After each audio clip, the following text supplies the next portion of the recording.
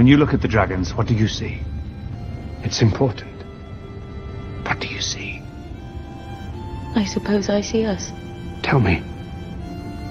Everyone says Targaryens are closer to gods than to men. But they say that because of our dragons. Without them, we're just like everyone else. The idea that we control the dragons is an illusion. They are a power men should never have trifled with. One that brought Valyria its doom. If we don't mind our own histories, it will do the same to us. Targaryen must understand this to be king. Or queen.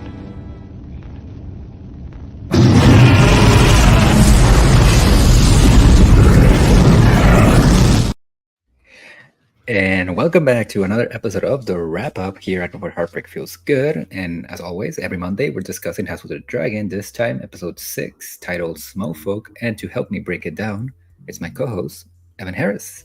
Glad to be back. You know, we're going through this, Edgar. We only have, two episodes? Oh my gosh. Then we're going to wait another 2 years. I know it's filming later this year, maybe. We'll see what happens. But, you know. Night of the Seven Kingdoms, at least, in the middle. True. We have a little bit of a peacetime, a little bit of a, not rom-com, but, you know, just a calming adventure in the middle before we get back to more war and more bloodshed and more dragons to come. But yeah, this was an exciting episode. You know, I'm loving this. You know, some people on the internet might be like, you know, every week this show is too slow, Edgar. This is filler. It's only setting up the setup, but then the setup is setting up the setup, and then we get one episode of battles. Like, what's happening? The pacing is all over the place. You guys are crazy. You're crazy. I'm putting in. I'm paraphrasing a lot of idiots out there, but I'm having a lot of fun with this season. I can't wait to see how it all comes together at the end of it all. But this was great. I got what I wanted last week, and not that last week was bad, but you know, last week I came in expecting some Aemond. Aemond is my guy. But last week was very much like a Team Black comprehensive episode. Their struggles, struggles, yeah. But this week we finally got a good mixture, and we got some Aemond. And I have to say, I think we got one of Ewan's like best performances as Aemond this week. He was phenomenal. You know, I love the audacity. I love the like intimidating nature that he's pursuing as he's now King Regent. It reminds me of early Daemon this season, where it's like, or you know, last week's Daemon, I think, where he's like, "I'm King Regent," or "I'm King." Like consort, consort. And it's like, no, you can take away the consort. Like if Daemon's like coming back to Earth as we predicted last week. Aemond is just like he's going off the deep end. It's going to be interesting to see how Aemond Watch continues. But yeah, overall, very good episode. Very good episode. I was very pleased. Speaking of Daemon Watch, we have so many places to go. We have Daemon Watch, we have Smallfolk, we have Team Green, Black. Where do we want to go? Team Green, Black. You know, we'll save it for the end. Let's do some Daemon now. That's why the people are here. Let's give the people what they want. It's the thumbnail, people. It's a thumbnail, exactly. Maybe people are like, I want to hear them talk about Aemond. We'll get to Aemond too, but you know, Daemon was also incredibly fascinating. We didn't get too much Daemon, even though I'm a huge fan of like Daemon Watch. We didn't get too much. I think we got more than we got last week. You think so? I don't know. Last week he was Bob the Builder up in here. He was angry at people. We got a lot of visions. I don't know. His scene with Alice was extensive, but I want to judge the runtime because it felt like we got more last week than this week. But I couldn't tell. Maybe because he was actually taking some lessons to heart here, which we'll talk about. Maybe it wasn't like more in terms of runtime, but it did feel like he was like progressing more. For sure. Again, to summarize last week, I said this was a little bit shocking because Daemon was going off the deep end. You know, in terms of the arc, he hit the bottom of the totem pole. He hit the, like, I'm the king. He's overzealous. He said, I'm going to sit on the throne, and Rhaenyra's going to have to sit on my lap. Like, treasonous talks there. We knew, like, it wasn't going to come to this, but he was going really off the deep end, really pursuing his selfish desires, his jealous desires.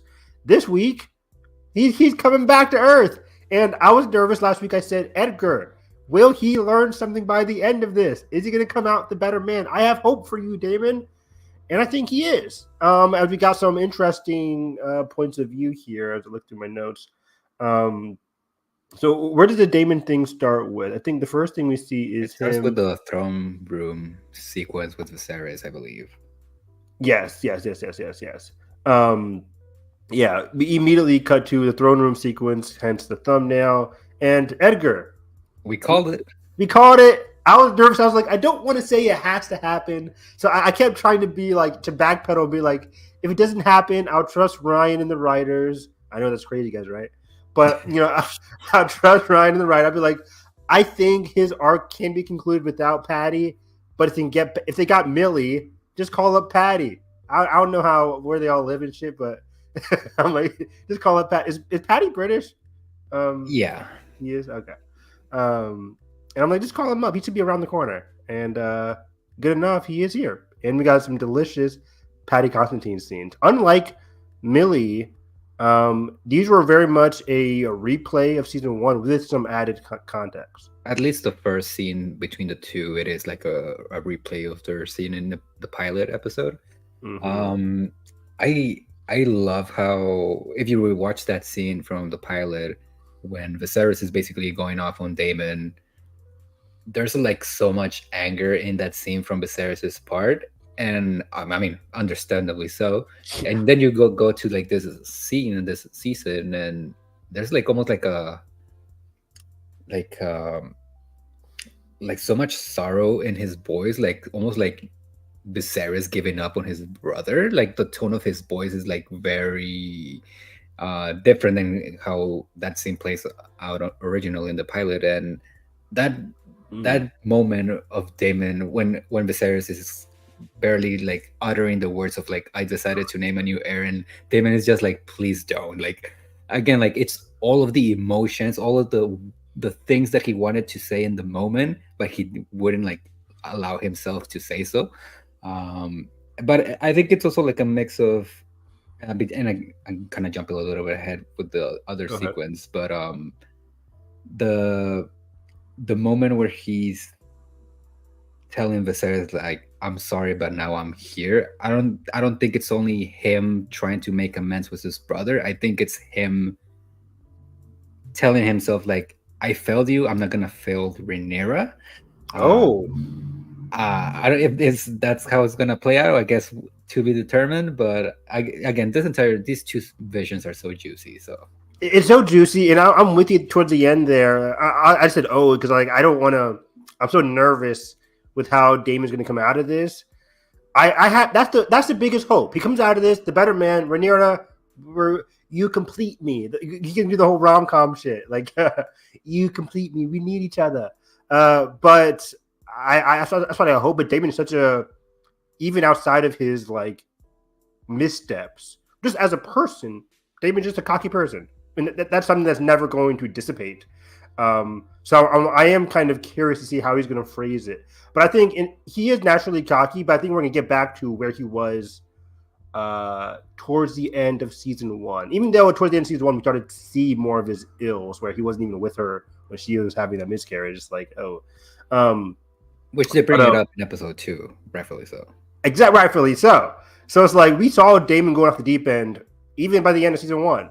And continued toward the beginning of season 2, which is how we got here. But I'm with you, man. I think one of my other favorite scenes, just early on, he says, you're still mad about this. Like, it is interesting because this is Daemon's mind.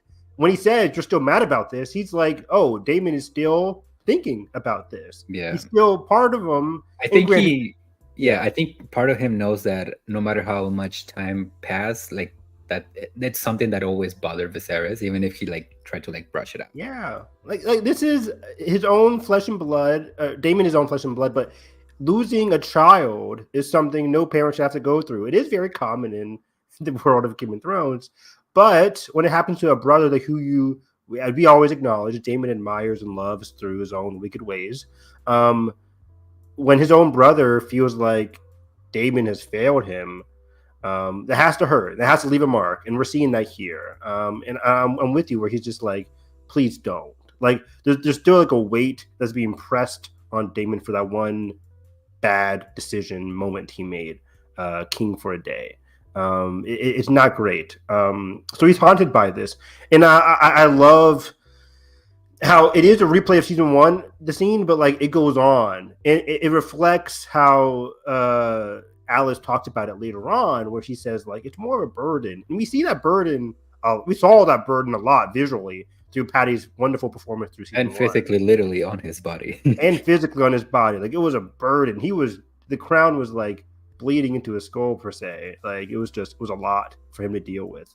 Despite all of Viserys' flaws, we can feel viscerally that burden that was weighted on him. And we see that here, where he removes the crown. And I love this bit where he removes the crown. This wasn't in season 1, right? Where he removes the crown and like takes and he has the sword and he's just like exhausted.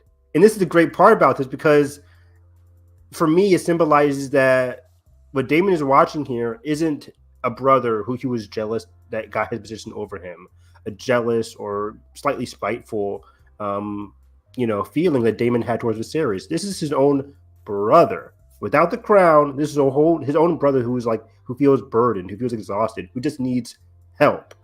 And Daemon wasn't there to give that to him that day. He was more so making fun of him. Yeah, and that's going to be reflected later on too. Yeah, and it connects to the later scene with Alice outside the castle, where she's basically telling him like, even your brother didn't want the crown, but he took it as a responsibility. Exactly. Yeah. And goes back to like a lot of a theme that is very common with Game of Thrones of sometimes maybe the people that don't want to rule are the best rulers, which I honestly don't even really think that's really the case. It's very like that's 50-50. Yeah, it's very much a 50-50 a case by case scenario, but which is why I hated that one line, just side tangent, when homeboy at the end of the show was like the Targaryens to flip up the coin. It's like what do you mean? That's so bullshit. Don't create like misguided lore out of nowhere at the 9th degree to justify. I will say that after seeing the show play out, like House of the Dragon and the whole concept of the prophecy passing from Targaryen king to another, it does make a little bit sense that some of these people did went insane. Of course. But yeah. But yeah, just to state that as like kind of like a this is what happens kind of thing, because I think audiences would take that to heart more so than people who like us who think too deeply about it and be like, well, it's more of a complex situation than that. But I want to continue the Daemon stuff here. Something happens after the Daemon stuff with Simon Strong, but I want to just jump to the next Daemon vision scene, if you're cool with that. And he does see Patty again later on. Yeah, quickly, I love because I think we're talking about the same scene where Viserys is crying on the... Yes, exactly. Okay, I love that, just from like an editing standpoint and connecting all of these characters thematically, that we go from Larys giving his monologue to Aegon about how dangerous Aemon is as a brother, cut to this Daemon trying to care for his brother, and in a moment of not weakness, but in a moment of pain, which is Aemon is not doing at all in this episode. So again, I love that whole thematic standpoint. Yeah, he's there for his brother. He didn't. And I think at this point, this was also in season 1. At least the Viserys and his wife part. Daemon wasn't there, correct? I don't remember a scene because I was watching the episode earlier this morning, and I was trying to remember if there's a scene with Viserys. There might be. Like when he was saying goodbye to his wife. I think again, somebody could correct me if I'm wrong, but I think she dies, and then the Maester notices that the baby is dying too, and then we cut to the funeral. I don't think there's a scene in between. The funeral. Okay, cool. Yeah. Okay. For some reason, like that room looks so familiar to me. Yeah, I feel like maybe because it kind of looks. I think it might be the same room where they're preparing like Vaemon's body when Daemon face him in episode 8. Maybe. But yeah, like this is one of these cases where, is this a vision, like an original vision, or is this a scene that actually happened and we just didn't see? I like that concept. I can't. Was Daemon banished during this time? No, he was still present. The whole air for the air thing happened after the funeral. Got it. Okay. So yeah, like That's a great. I didn't even think about that because when I'm watching this, I'm like, oh, Daemon, you got banished, so that's why you weren't there for him that day. But yeah, that makes more sense. And I think part of me still wants to think that Daemon was not there, and he's envisioning like where he should have been during that time. Most likely, we know Daemon is probably with Mysaria or with the Smallfolk in King's Landing, getting drunk and not doing good stuff. But yeah, just supplementing how this is one of his brothers, Viserys's most vulnerable, unfortunate moments. He lost his wife. He picked the child over the cost of his wife, right? Yeah. And that broke him. And I think, does he say he's sorry? Does he say he's sorry here? I think he says, I'm sorry, but I'm here now. Something along those lines. Sorry, but I'm here now. And it's just, who is this guy? What's happening here? This is what I wanted to see. I'm so happy that we're like finally seeing Daemon understand how it feels to be present in the moment, to be present with the people that you love. And one of the major recognition moments, or one of the major moments that he should learn from this, is that, going up to this, he thought he can get recognition and love that he deserved and wanted, even though he'll never say like the word, I want love. He'll say he wants power. But for him, maybe they're one and the same. And he felt like he got this through being a warrior, being a conqueror, being strategic, being, ruthless, doing what it takes to keep the throne. Or you can be like other people compliment Viserys for, acknowledging the ills of other people, being there for the people that you need. It's funny because the small folk talk about Viserys later on being like, Viserys wouldn't have done this. He cared for us a little bit, stuff like that. And I kind of wanted Daemon, or I think Daemon's kind of learning that, where he's like, I think it's smart and it's more important to be with people, to be with the people that I care about. And because of that, I'll get recognition for it. I'll get love for it. In contrast to butchering people and hoping that they follow you. Yeah. And it kind of goes to like the scene with him and Alice where she's essentially joking around about like, ooh, Daemon Targaryen needs help. Which, I mean, he does, and he's always needed help in one way or another, whether it was Viserys being his only ally in court, or Corlys in the Stepstones, or Rhaenyra in any kind of way. That obviously he needs to be more open to getting advice from his wife. But yeah, like again, it goes back to the whole thing of him like finally letting himself be helped by other people. Yeah, it goes to the classic, the quote that everybody loves to remember is from Doctor Strange 2016. But it is true. But like in terms of Doctor Strange's main lesson is like, it's not all about you. I think Daemon kind of needs to learn that. He needs to have an out-of-body experience, which he kind of is having here. Where it's like, it's not all about you. Like your selfish desires can only get you so far. Being with the people that you care about and having them recognize how you are present, well, like you're able to help people and they'll be able to help you in turn once you show them that love, that respect, that recognition. And him saying he's sorry there was such a shocking and beautiful moment that I think encapsulates and elevates his character to an nth degree. I'm so happy that this is happening. Yeah, it's one of those like quick rant here, but it's one of those things where I'm just like, are we even watching the same show of fans like on social media being like, oh, they're ruining Daemon's character? It's like, this is exactly what you've been asking for since like last season and you're getting it, but because it's maybe a little bit too slow for you, you're not like liking it. Yeah, which is shocking to me, right? Like, I think we're nearing the end of this arc, Edgar, and people like, get Daemon out of that castle, all these spooky Halloween visions. And most of it is jokes, that's fair.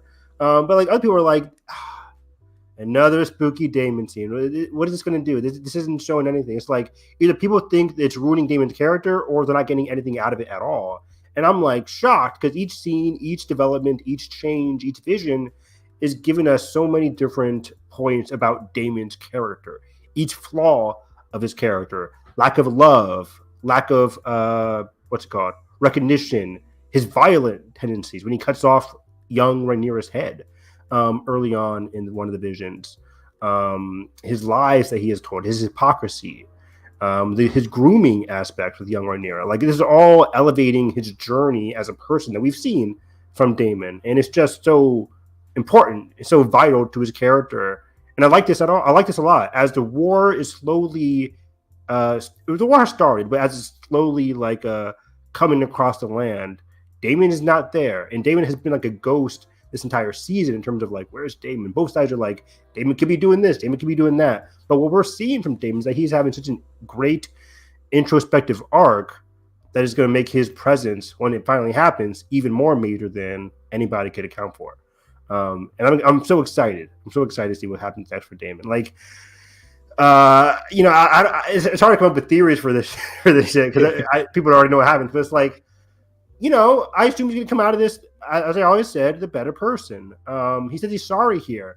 Is he going to say those 2 words to Rhaenyra? I'm sorry, Rhaenyra. I don't know. I don't think so. He might say it in a very Daemon way. But yeah. Like how again, going back to the Alice scene where she's making fun of him, like, oh, Daemon wants help, and he's like, counsel. It's like, it's kind of still the same thing, but you just want to say it with like fancier words. Exactly. Yeah. Speaking of that, let's backpedal to that Alice scene because that was very funny, as well. We kind of already talked about it a little bit, but I like that she calls him out on it. And this was such a classic hero's journey kind of trope, right? Where he's like, instead of tackling the issue, I'm just gonna leave. That's a very Daemon thing, but it's also a very heroic thing. It's like when you come across something that's very bad, you want to go away from it. But then the hero's journey always has you going back. Not saying Daemon's a hero or anything, but it's just a classic warrior trope. And Caraxes is funny seeing Caraxes, by the way. It's just like, can I finally leave? Yeah, he's like, let's go. He was like already like cooing when he saw Daemon walking down the stairs. He was like, oh, finally. He's like, finally, thank God I can stretch my limbs. Daemon just sits down. He's like, come on, please, I want to go. Which is very funny. But yeah, he sits down, and Edgar, he says, like, I'm asking for counsel. And then he says the words like, I want help. I need help. And I'm like, who is this person? This is great. This is amazing. Yeah, this is one of those cases where, and again, I think the show is doing it on purpose of keeping things vague, but like, I really want to know what Alice Rivers' motivations are in this show, because so far, even though again she's very entertaining to watch, she's a really cool character, but like besides that, we don't really know much about her. And if she is indeed like hundreds of years old and she can see the future and she's seen the past and she's lived like throughout a lot of historical events in Westeros, I wonder how much she actually knows, and if she's like purposely like shifting the pieces on the chessboard so we can get to an end point. Again, it's very unclear with what exactly they're doing. I'm enjoying it so far, but I want to learn a little bit more. I am 100% with you, dude. There are 3 characters this episode where I'm like, what is it that you're doing here? Mysaria, Alice, and Larys. All 3 having some interesting scenes. They're all third-party characters.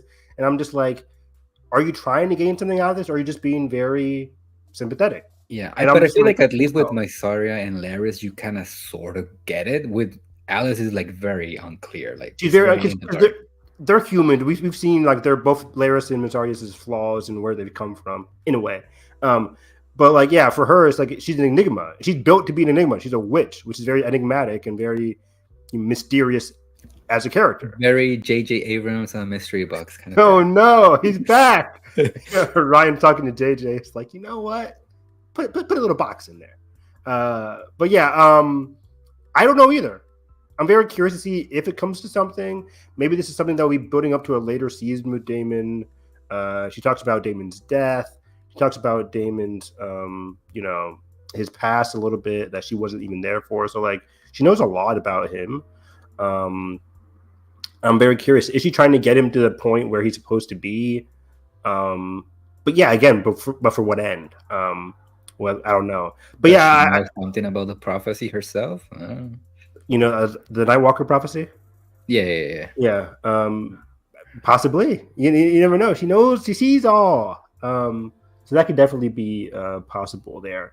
But yeah, I like their dynamic. Last week she was healing his hand, telling him like what he was doing with the Smallfolk wasn't great, and then here she's also helping him, telling him just to do nothing basically, and kind of ridicules him for like leaving, as you mentioned, and Dragonstone Stepstones, etc. And he finally just sits down. And again, Matt Smith has just been so good. Now that Sword changed again, now that Emmy season is wrapped up, next season is going to be very jam packed with this. Last of Us in particular. But I really think Matt Smith has just been delivering such a fantastic performance, and he's going to get so many justifiable awards next season. But yeah, him and hopefully. I get why season 1 didn't, because Succession was all over the board, but it's empty now. And Matt Smith has just been so great. And his scene with Alice, the way he just looks, the way you could feel the weight on Damon's face, the way he's just sitting down. He's exhausted. He's so tired of all these nightmares. He's so tired of it. He just wants to leave. But he decides to do nothing, which was just great. It's like Daemon just doing nothing. Yeah. And again, last week he was so active. He was having the Blackwoods kill the Blackwoods or Bracken's families. He was making himself look busy, some Bob the Builder shit going on there. He was so like, I gotta be doing something so I can take my mind off of everything. He didn't think to just sit down, do nothing. And she promises him that what you need basically are the Tullys. The Tullys are the most important board. He's like the old fart, like, what am I gonna do with him? She's like, wait 3 days. And he's like, okay. That's probably the most romantic thing anybody has ever done for him. Murder somebody. Yeah. Oh, yeah. We can talk about that now. It's like, Simon Strong, who I skipped over earlier, but Simon did not deserve that, Daemon. He just playing with his throat. That was hilarious. I do like how he's like almost like embracing like a fatherly figure role. Yeah. He's like trying to like call me like, shh, like a little kid. It's like, it's really good. This guy is freaking great. Out of all the new characters that have shown up on the show, I love me some Simon Strong, guys. I'm a huge fan of Simon Strong. I want this guy to like, if I think he's going to survive this, well, I don't know who's going to kill freaking Simon Strong, but it's like, I want Simon at the end of all this to just be like, once upon a time, I had this guy named Daemon, and he wasn't that bad. He was a pretty cool guy. He was very weird. Put a knife to my throat. But he was a cool guy. Like, I love Simon. He's a very cool guy. Like, I like how his sons kept on trying to get up. He's like, just calm down. He's like, Daemon, I'm here for you. Like, calm your shit. And Daemon's just like so crazed and stuff. It was great. Yeah. But yeah, go jump into that whole scene. I do wonder, because I don't think it's like out of character, but it is very out of left field. Of he gets the news that Alice. I mean, he knows that Alice did something to Robert Tully in order to like get rid of him, and so the son, the younger, I think grandson, Oscar Tully, gets the river lands. And what I found before, right? Yeah, and I found it fascinating that he just like after Simon leaves, he just starts breaking down again.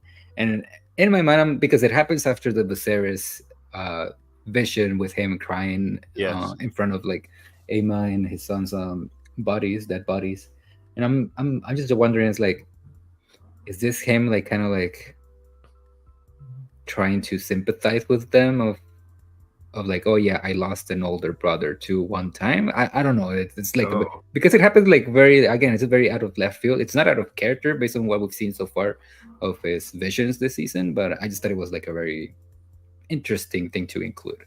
You're talking about him sitting at the table, like a little bit tearing up a little bit. Yeah.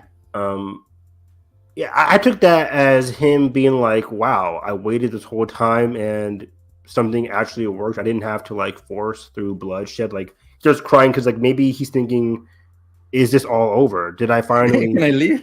Can I leave? Is this all over finally?" Like I learned to just do. I learned to go against type, and something actually went my way. Like he's feeling like some kind of fulfillment, something happening that's going his way, actually making some progress. And he's like, wow. But also, I'm with you. Maybe it's also like he has some kind of sympathy, some connection there with what happened.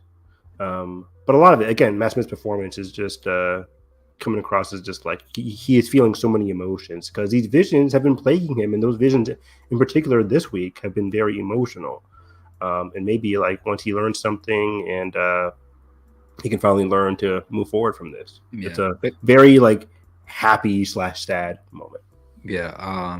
Based on the previous, before we move on from this storyline, it does seem like maybe that his final lesson in Harrenhal might be taking responsibility for his actions, because it seems like the River Lords are like forcing him to provide like the king's justice to what happened between the Blackwoods and the Brackens, because there seems to be like a little bit of tension once all of the River Lords come to Harrenhal. Yes. So I'm really interested how that's gonna play out. If it's gonna, because I know there's like a shot in one of the trailers where he's like slicing somebody's head. I'm like, So am I like, the first thing that I thought about was like that iconic line from Ned of like, whoever passes the sentence should swing the sword. I wonder if that's gonna be something like similar with Daemon, and like finally taking responsibility for his actions for what happened. But we'll see next week. That's a good point. And this is good. We've seen vulnerable Daemon, but now Daemon as a character, it's something that will never go away, is that he is a warrior. He will not own up to his actions, but just like he'll do what needs to be done physically. And that includes cutting somebody's head if he feels like he's been wronged or it's impeding his mission. Yeah. Also, because I feel like it would be like a nice bow tie on the whole Harrenhal storyline if that's how it ends, because we've seen him do the plot a son for a son scheme, and it goes wrong, and he doesn't really take responsibility for it. He kind of ruins Rhaenyra's reputation in season 1 by taking her to the brothel, and he doesn't take responsibility for it. So there's a lot of examples of him like doing shitty stuff and not taking responsibility. So I wonder if this is their way to, okay, I sent the Blackwoods to bring the Brackens in, but it ended in bloodshed. And am I gonna take finally responsibility for it? I don't know. We'll see. Is he gonna kill his boyfriend William Blackwood? Who had some like very interesting dynamics last week. Yeah. So yeah, I guess the Blackwoods killed the Brackens, but like even if he kills the Blackwoods, the Blackwoods would get upset. The Brackens will be happy. It's very messy. I don't know who we could be killing. Hopefully, he's not killing Simon. Don't you dare kill Simon. I don't see why. I'm just making stuff up. But yeah, I think somebody's getting their head chopped off. But I feel like it's going to be for a good reason. Unlike we saw Kristen Cole cutting off heads for subjugation earlier this season. But yeah, that was Daemon Watch, half an hour on Daemon, which makes sense because Daemon is such a fantastic character. Where he's going to go next week? He's finally going to get out of the castle, but now he still has to face the demons of his actions. Yeah.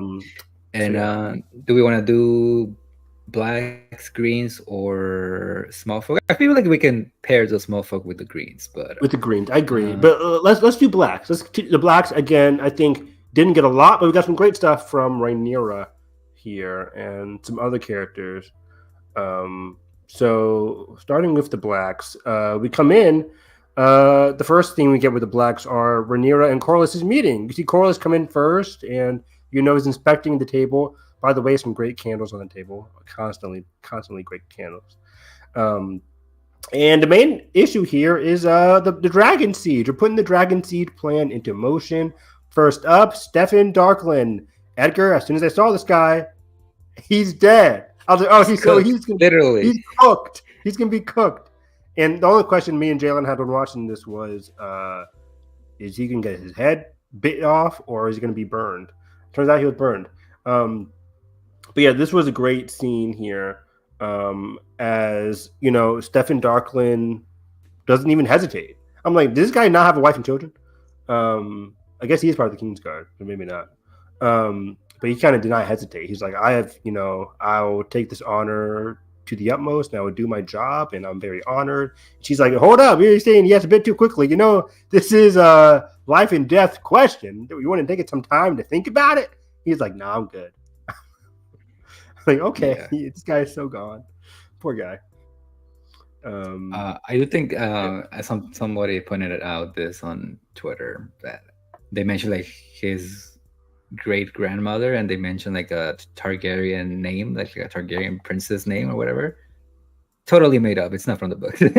Oh, really? So, yeah, that's funny. And it's great how she said like your grandmother's grandmother. If I heard that, I'd be like, hey, no way, my grandmother's grandmother. Like that's too far removed. There ain't no more blood in there. That blood's all gone. Yeah, I'm so dead. I do think it's kind of funny that she and Jace didn't think of maybe seeking any potential like bastards from the Valerian side, just because like there's like the closest actual um, blood of the dragon, I guess you could say, that there is in Westeros left, and there's literally like they're literally their allies. So. Exactly. Like, all you need is to have a conversation with Corlys, and you're good. Yeah, but I think doesn't it make a lot of sense that she's going first to Targaryen history instead of Valerian history? I mean, yeah, it does. But yeah, you're right. Like the Valerians are also right there. It's like Corlys, how you been up to recently? But yeah, I do think it's somebody translated the song last season 1 of like the song that Daemon sings to Vermithor in the finale, and it's the same one that they sing to Sea Smoke in this episode. And I like the translation is very fascinating because it kind of gives you like a hint of what happens, of what it takes for the Targaryens, for the Dragon Lords of Old Valyria to bond with their dragons. A lot of people think, and this is also like a lot of theories that's spawned from the fact that at the opening credits of season 2, like you could see Old Valyria, but there's like a giant dragon with like a human face, and there's like a woman in front of it, like I think cutting her wrist or something. This and is then where? It's like in the opening of the opening titles of like the new opening titles of season 2. Okay, yeah. And then there's like another man behind her, almost like speaking to the dragon. So it's almost like a blood ritual of like feeding the dragon blood of your family, so your family can bond with those dragons. Wow. Because like a line from the song is like, "From my boys, the fire have spoken, and the price has been paid with blood magic." That's like a line in the song. That's like in Valyria, obviously. Yeah. So yeah, it's very interesting. We don't really know about how the dragon bond works either in the show or the books. I know George R. R. Martin was like going on a tantrum on his blog about like, oh, it'll be explained eventually. I'm like, yeah, sure. Yeah. I remember reading about that. He says he wants to go deeper into the dragon bonds in the show, or in this future book. So that would never happen. Yeah. But yeah, it's very fascinating because again, like, what makes it so special that only the Targaryens can bond with the dragons? And it would make sense that if it's related to like not so much of like them being birthed of dragons or any bullshit theory like that, but like of like it's just a blood ritual. It's just a blood ritual, blood magic that has seeped through generations. Yeah, I think that makes the most sense. It's the most fascinating. I don't think we'll ever see this visualized. I'm trying to think like Aegon's conquest maybe, but like no, that's way later as well. So you never know. But it is a fascinating story to be sure, for sure. But yeah, also you kind of reminded me about the tapestry. I wrote in my notes here that we did finally get Rook's Rest in the tapestry this episode. Yeah, I saw that, yeah. At the end here. I'm very confused though, because when I learned about this, I'm like, okay, but then there's like 2 dragons, Melees, Sunfire, one person like holding up a sword. I don't know who that was. Is that supposed to be Aegon? I don't know, because I guess in the Aegon's or Aemon's role of it all, he says that Aegon slayed the dragon Melees. So he kind of he professing that Aegon was the hero of Rook's Rest, the tragic hero of Rook's Rest. And I'm trying to be like, was that him holding up a sword, being like the Targaryens like are victorious here, even though we know it's not true?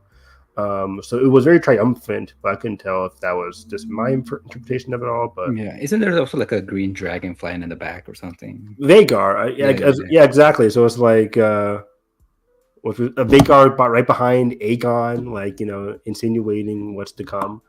So yeah, maybe that's a very interesting moment there for the tapestry. But yeah, so yeah, I went with you, man. The whole Steffon moment was just crazy. And fast forwarding, we do see during the ceremony, he does get killed here after the whole thing, and that's about it for him. And I feel bad for Rhaenyra, who this whole plan was born because she's looking through books, trying to be like, I want to make myself useful. We talked about it last week, where the walls are closing in on Alicent and Rhaenyra, and she is so frustrated with being unable to do something. She finally comes up with the Dragon Seed plan along with Jace, and it literally throws fire in their faces, and they have to run away. And not just anybody, Also, like a really trusted advisor.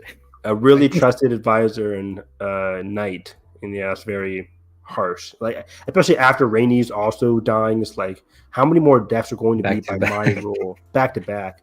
So it's just very. I feel so bad for Rhaenyra. She's been locked in this castle. People make fun of Daemon being locked inside of Harrenhal. Rhaenyra's been locked inside of Dragonstone all season mostly, and I mean at least towards the end of this episode, finally she leaves.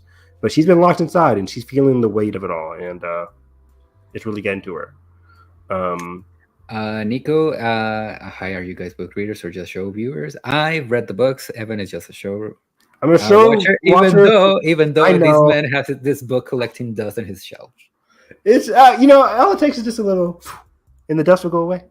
But yeah, I'm telling you guys, by the end of or between season 2 and season 3, I will read this effing book. But now I'm in too deep. I'm like, do I read the book now? But like, I will. I mean, you know some things, right? At least, Yeah, exactly. Not all of Yeah, it, but some things. yeah, I know some things. Like I know how.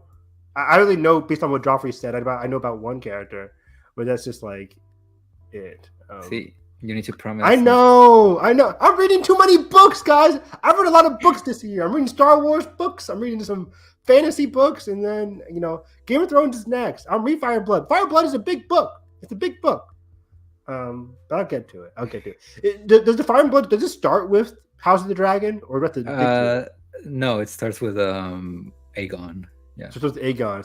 So now I got to read the whole thing just to get to where I'm at now. I mean, you could just skip to the dance. If you I don't can't wanna... do that. I can't just be going back and forth. And honestly, a good start point. I feel like it would be like Maelor's rule. I think it's a really cool time in Targaryen history. Because honestly, like the thing about that I am finding interesting about them adapting Aegon's conquest is that it happens very fast, and then after that, like they'll have like some fights with the Dornish people, but other than that, it's like it's very like to the point. Yeah, how many chapters is Aegon's conquest in the book? I mean, I can't tell you up top of my head, but I don't think it's that long. I think is it shorter than the House of the Dragon chapters? I think that the dance part is like the biggest chunk of the book. It's like from like somewhere to the midpoint, that almost up to the end. Okay. But again, it's only like volume 1 of like many supposed volumes of Fire and Blood. So true. Oh yeah, like are there sequels of Fire and Blood to come? Is that what you're saying, or to come? But George. George, yeah. But that's it. I didn't even think about this. So, like Aegon's conquest is also going to be an example of like rumors. Of the show of like very different perspectives. So is it also the same thing with like Mushrooms talking about Aegon's conquest? I don't think Mushroom is included in that. It's just the Maesters talking. Just Maesters talking about Aegon's conquest. Mushroom is only included because it's actually, at least in the book, present in the dance. He's alive during the dance. Okay, cool. So that's interesting. I can't wait to see how that whole narrative versus the victors thing is going to work for Aegon's conquest, just like this show. But that one I'm excited for. But maybe that one is only going to get like maybe just 2 seasons then, maybe 2. Yeah. Again, like I feel like this show, like if I were to adapt Fire and Blood, I would have gone just like chronological order and like gone from dedicate maybe 2 seasons to Aegon's conquest, 2 more seasons to like Maelor, because Maelor is like it's basically the Dance of the Dragons, but very like one-sided conflict until it's not. Yeah.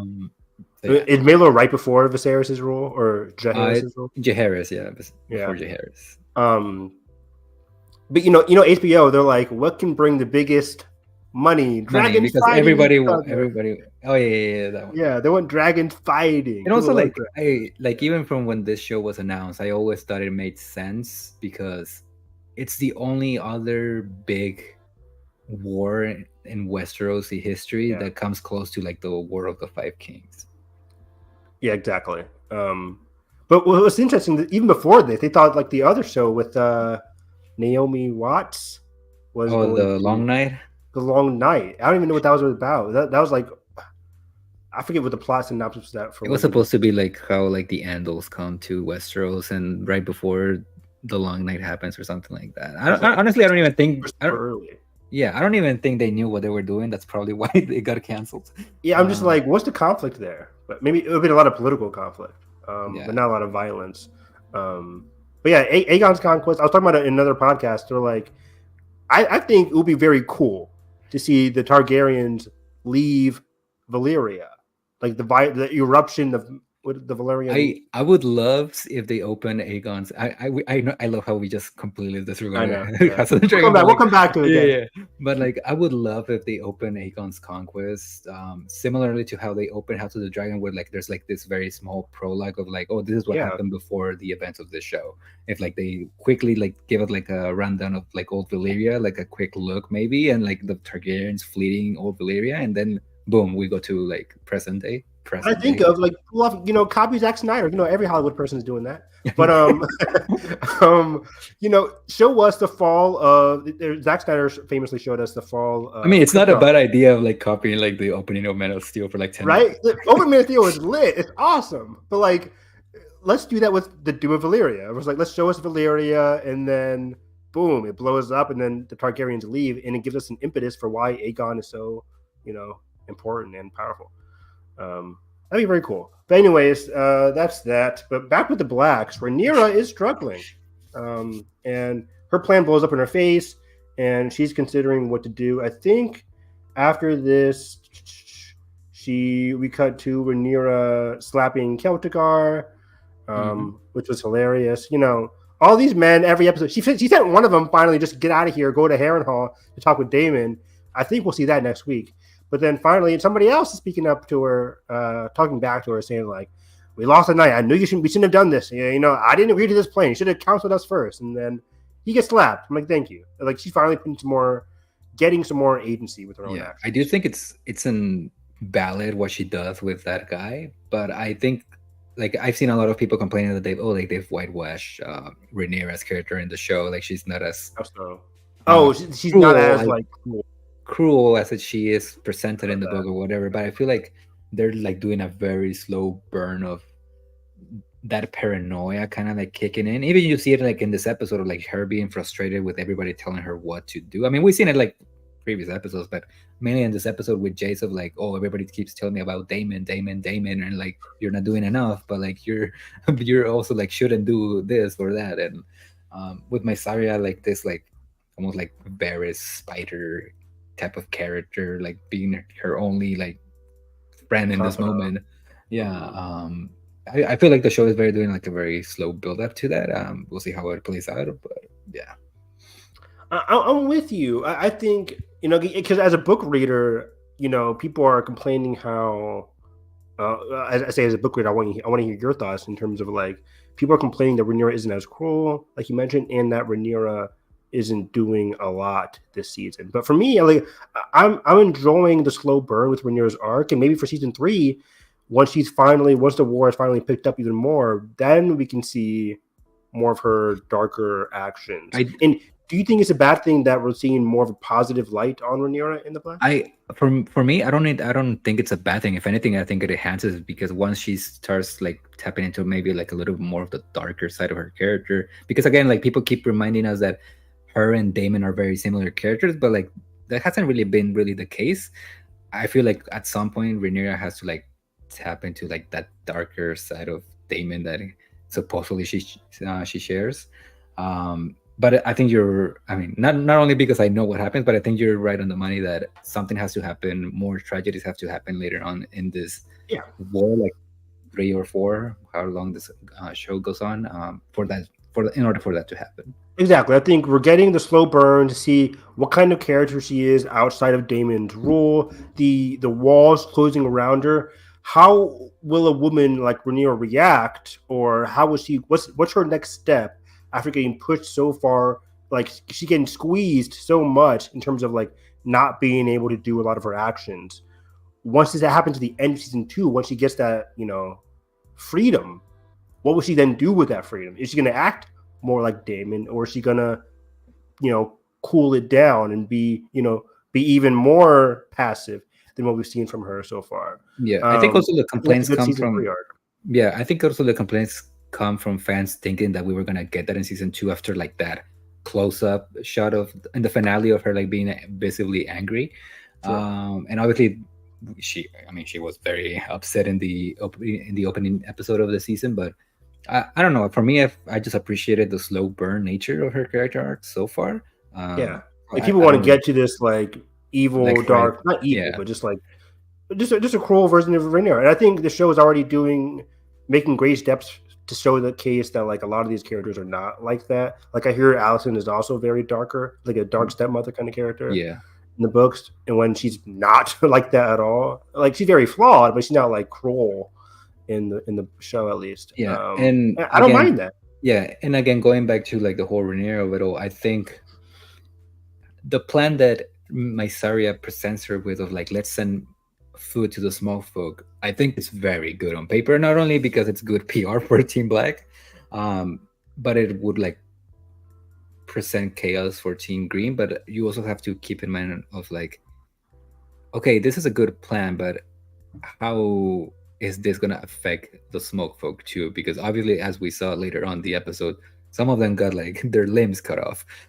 So yeah, you're presenting them with mercy in a sense, with like a gift, as Mysaria puts it, but at what cost, you know? Exactly. So yeah, you're right there. She gets upset with Jace later on, like saying about Daemon, and that's when Mysaria really starts to put her hooks in there. But I'm with you. Like we're starting to see the progression of the propaganda war. There's two wars being fought here, as Kristen Cole mentioned last week. You know, this is now a war of dragons. But also Mysaria mentions like, hey, don't underestimate the will of the people. So we're getting dragon war and we're getting the propaganda war. I think this episode did a good job about encapsulating both of those aspects. The dragon war with the whole atom of it all. The dragon war is very unpredictable. These dragons are very unpredictable. We see that multiple times this episode alone.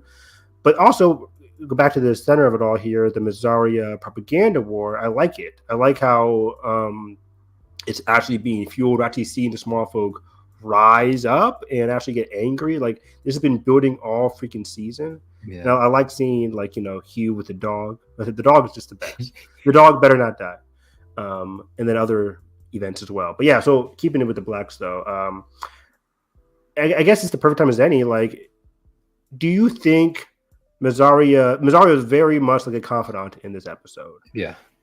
Later on, she talks about her past and the unfortunate incident with her father. Disgusting.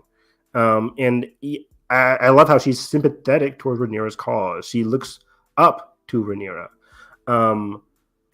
But also, like, I love the affection they have for each other. That's really evident, the intimacy, the affection. Yeah. But then people have me doubting. Because I came away watching this episode, being like, oh, it's a very sweet scene, but, like, I don't think it'll continue. Like, it was a very sweet, like, vulnerable moment. I don't think they're going to pull off, like, a Kristen and Alicent kind of relationship, like, behind closed doors kind of thing. It was just, it's a sweet person who very much, like, Rhaenyra needed some kind of affection, first of all, with the loss of Daemon. But also, she needed just somebody who can actually believe in her, which she wasn't even believing in herself. And I thought it was just a sweet moment. They kissed, and then like kind of like they moved on. But now, like people are saying, like, could Mysaria be in? Could Mysaria be like wanting to gain something out of this? And I'm like, maybe like her own survival, but I didn't see anything nefarious out of that. Yeah, I don't know.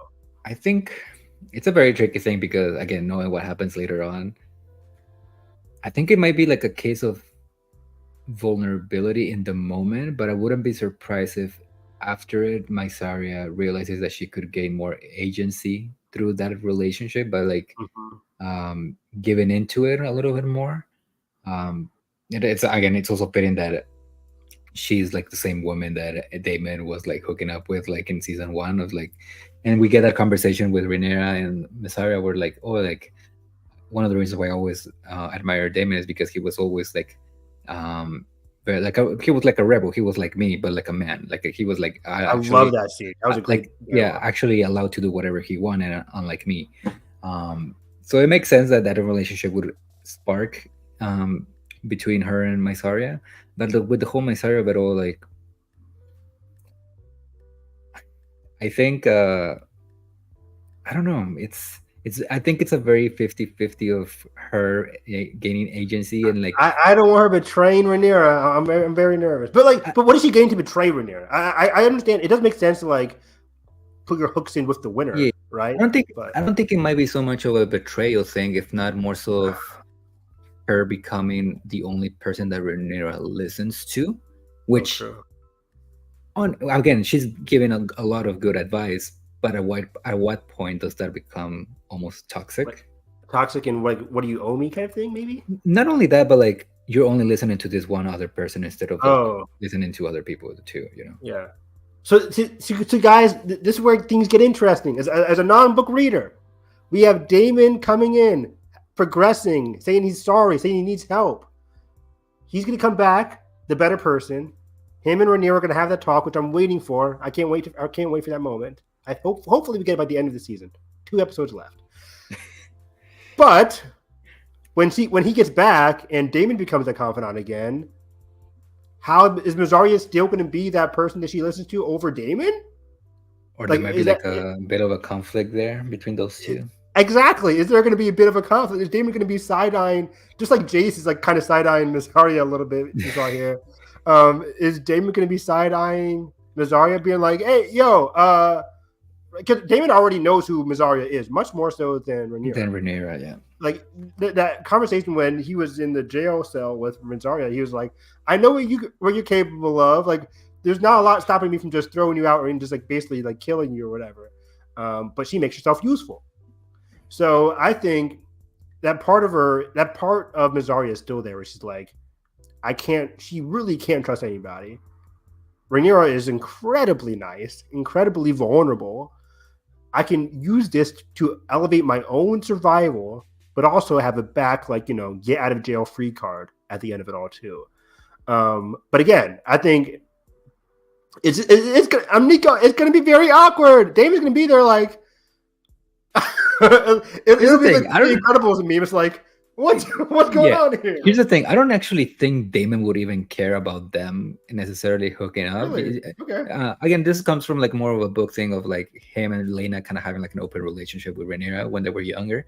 I don't know if this is like their way of kind of like adapting that into the show. But if anything, I think he would be upset that she's listening to somebody else's advice. Not so much maybe the intimacy, but I don't know. Again, we'll see how it. Good point. I mean that's too right. Where he's like this whole Daemon arc, he's kind of been like, she doesn't listen to me. I'm the one who makes the better rules here because I'm a man, right? But when she says, for example, in season 3, we could have him like saying we should do this X, Y, and Z, and Rhaenyra's like, okay, cool, but let me see what Mysaria thinks. He's gonna be like, wait, why are you getting a second opinion? I'm your opinion. So that's going to be very interesting. It's going to be awkward. It's going to be chaotic, and I can't wait to see what happens. But now I want to read the book to see like what happens. Man, but yeah, it was a great scene between Mysaria and Rhaenyra. As soon as we had like that one scene early on in the season 2, people were like, "Gay," but like we didn't know this was going to happen. This wasn't in the books, right? Yeah, it's not in the books. But I mean, this kind of also confirms the fact that Rhaenyra kind of has had some feelings for women in the past, and one of those women may or may not be Alicent. And what does that mean? What does that mean for their relationship moving forward? If they meet again, we'll see. We'll see. Yeah, it's like somebody. The memes, you can't beat them. You can't beat them, guys. But the memes like Alicent when she hears about Rhaenyra and Mysaria, being like, it should have been me or something. It's great. It's like, if Alicent and Rhaenyra ever meet again, it's like. We know what Rhaenyra is capable of now. He's like that meme of like, welcome back home, cheater, or whatever. Yeah. It's going to be interesting. It's going to be built with much more intimacy. Greetings from Turkey. Wow. Hello. What time is it over there? I think they're like 6 hours ahead of us. But yeah, is there anything with Team Black, or I guess we could talk about Rhaena thing, which it's another whole. I saw this, and I paused it, and I'm like, Jalen, my best friend Edgar is not going to be happy about this. And he was like, "What do you mean?" And I was like, "There's a new character called Nettles who's from the books," and Jalen's like, "Okay, we'll see what happens." But I'm like. This was very blatant, being like, "Oh, this is 1,000, 1,000,000% going to become Rhaena's journey." instead of Again, Nettles. this could be just another example of like them taking a note from JJ of like using like misdirection and stuff I don't like think that. so, I don't think so, because I think that we're doing like such a heavy emphasis on like It's the so whole. heavy. Yeah, Yeah. it's like, so talk about Um, it, man. Talk about it. no, no, no, I yeah. saw So your yeah. Twitter So thread. here's the thing about Nettles, and again, she's not only she's like such a cool character on her own in the book, um, but she's like very important in how she affects other character arcs. And again, not going into too much detail, but some of those character arcs that she impacts are Rhaenyra and Daemon, and if like the thing that bothers me is that the show has gone out of its way to include all of the dragon seeds. We already got one. We suspect of is gonna be another one, and I know who the third one is, but like the show hasn't really like Is there a um third? So Vermithor, Sea Smoke. What's the other one? Oh, Silverwing. Silverwing. Okay, yeah. So in the book, there's total like 4 dragon seeds, and Neros is one of them. So like the show has already shown at least in appearance the 3 of them, which are guys, and the 4th one is supposed to be like this, young black woman. And again, like something that I was saying on Twitter is that it's just not a good look, in my opinion. Like the whole Neros is important aside, I don't think it's a good look of taking the Valarians who are white in the books, making them black, which again, I don't care about like the casting choice. Like whoever complains about those type of things is just a fucking idiot. But again, like making them black to justify deleting an actual POC character in the page and give it to Rhaena, I don't know. It's a very tricky thing. Again, like I said in like my little thread last night, is like you kind of have to accept that the show is a show and the book is a book, and we'll see how they handle things. But yeah, it's very we'll see. Yeah. Yeah. Nico agrees in the comments as well. And maybe this is what George was complaining about recently as well, in terms of like canon versus non-canon, and people are saying, is he talking about Ryan and the writers for season 2? And maybe a little bit, because I agree. It's very much, even though granted I have not read the books, a new character would be awesome, but it's also a struggle, right? Because season 1 we complained that Rhaena and Baela didn't get a lot of screen time. We want to see more from them. Is their answer just to put up Nettles, make Rhaena have Nettles' character, to give Rhaena some more agency? As a book reader, what happens with Rhaena? Does she just go off on Pentos and chills there? Rhaena is a very much like on the side. See, she doesn't come into play. Like, and the thing about Rhaena's arc in the story of the dance is that, again, not gonna spoil it or like mention it directly, but like it's a very poetic end to her character, given what she's like been struggling early on of like not having a dragon. Okay. So that's all I'm gonna say. But yeah, like she's like very much on the side. Like she's like not very important until she is, Okay, got it. Same thing for Baela. Baela, she does have like a more active role. I think the show is figuring out what to do with Rhaena. I think them not showing Baela enough is more of a them issue, because like she has like a lot to do in the dance. So. Got it. Okay. Maybe in a future season. But yeah, back with the Rhaena and Nettles of it all. I'm with you. I think it'll be very cool to see other new characters. We got Ulf, who hasn't done much in the show so far, but like Nettles already seems like a more fascinating character. And the show isn't not capable of showcasing brand new characters, even if they are pretty similar to other characters. I feel like Nettles would be a very interesting X factor in it all, especially when you say they could be affecting Daemon and Rhaenyra. That'd be very cool. And if they're affecting Daemon and Rhaenyra, I guess Rhaena could do that as the daughter of Daemon. But also, we haven't really seen them as a family unit to the flaw. I feel like the flaw of the show. Yeah, like another thing that they might want to give that storyline to Rhaena to like, flesh out that relationship a little bit more. But I don't know.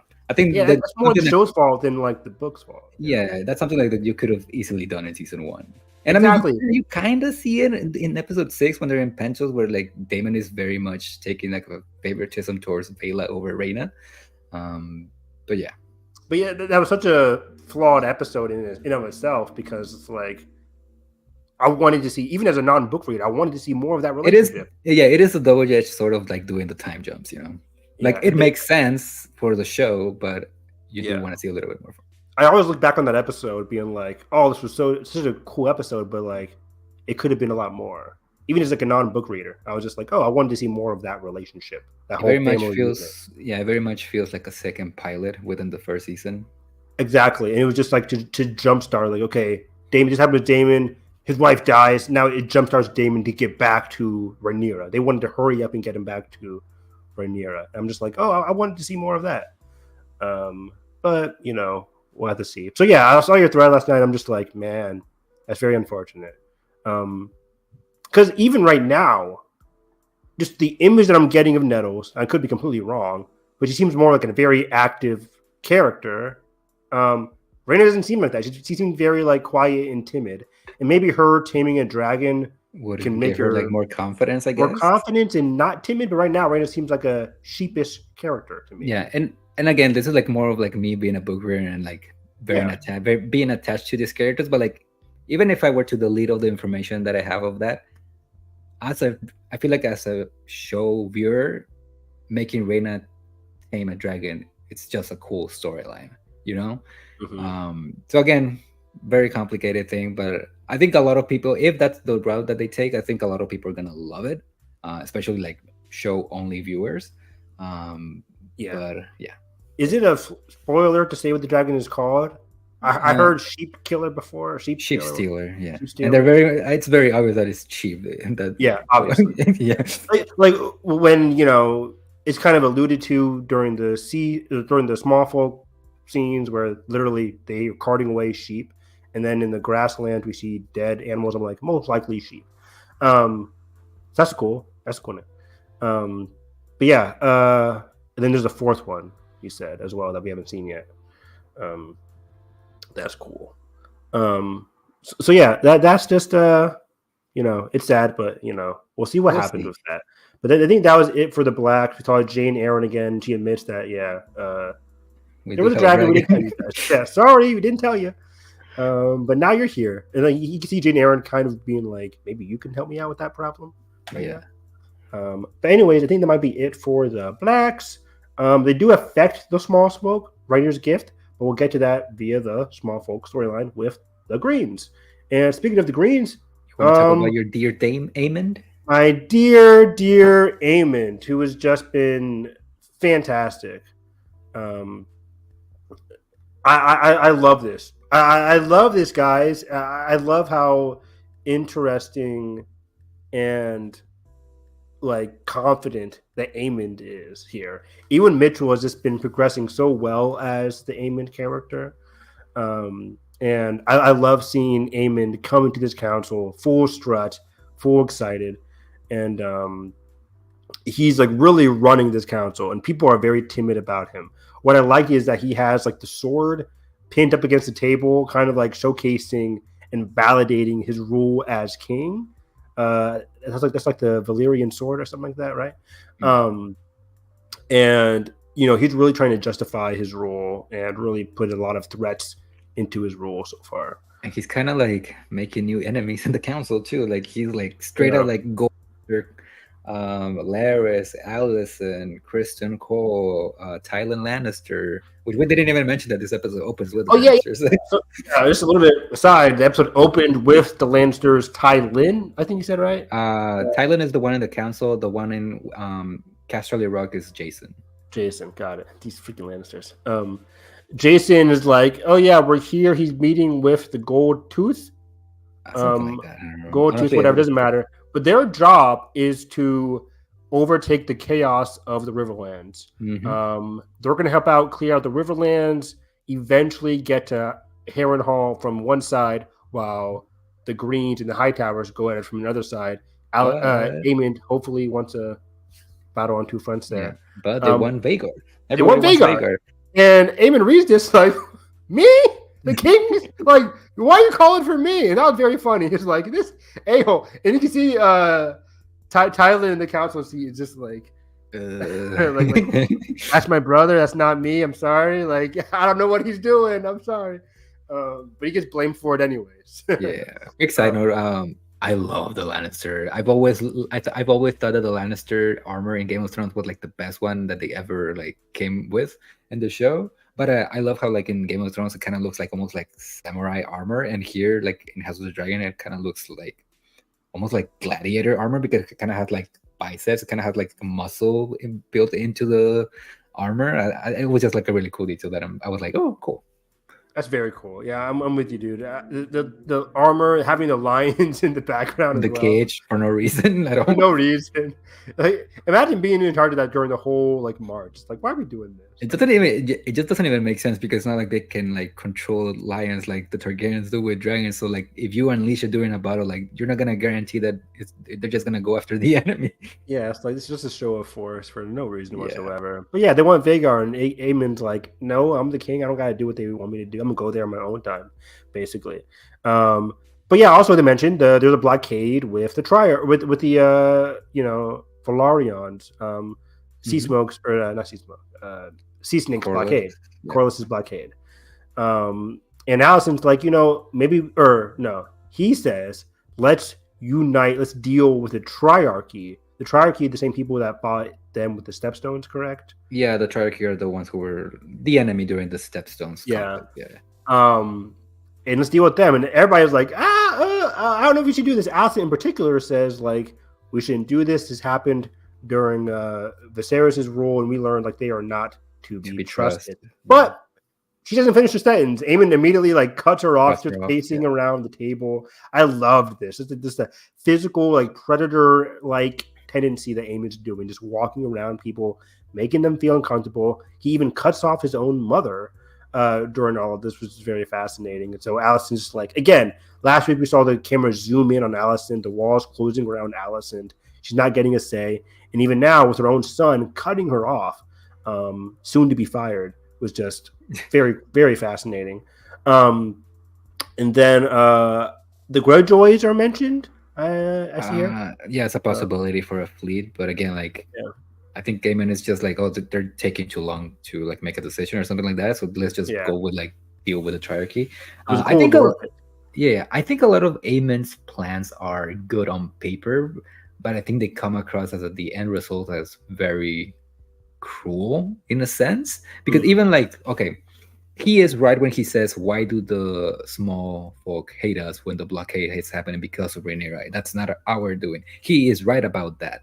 But the thing is, why I feel like the Greens are making themselves look bad, is because why on earth would you close off the gates and prevent people from leaving? And not only because they don't want to be there in King's Landing, but also that's an opportunity for them to go to another place and get food, and you're just stopping them from doing that, and you're just like parading food in front of them while you're not providing food to them.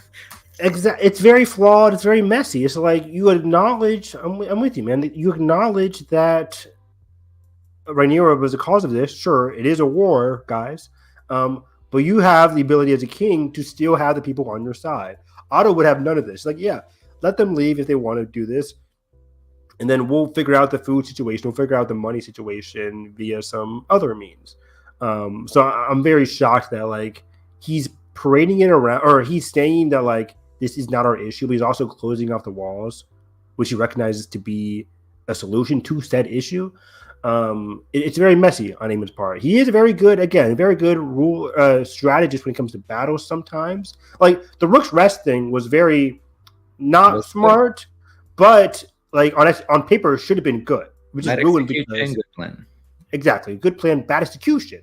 And even Kristen Cole mentions that. It's like, we need some more people. It's like, well, we lost a lot of our forces at Rook's Rest.